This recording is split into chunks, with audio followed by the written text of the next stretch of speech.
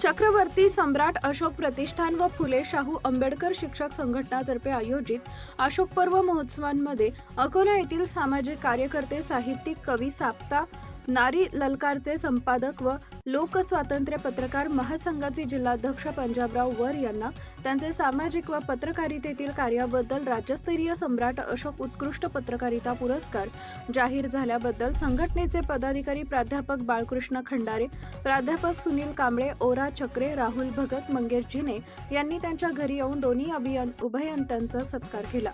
बुधवार दिनांक 29 एप्रिल 2026 रोजी अशोक पर्व महोत्सवात मान्यवरांच्या हस्ते त्यांना प्रदान करण्यात येईल असं सांगितले।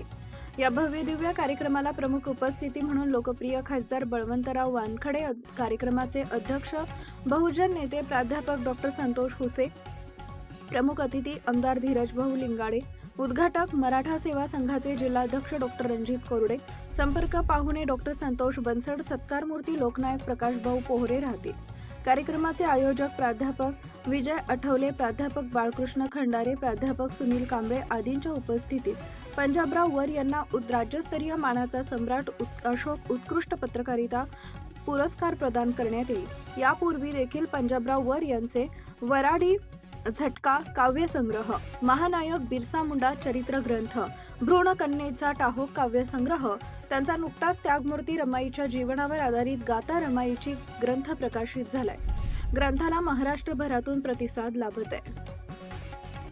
नवनवीन बातम्या पाहण्यासाठी आजच विदर्भ दूत न्यूज चॅनलला सबस्क्राईब करा आणि बेल आयकॉनला सुद्धा क्लिक करा।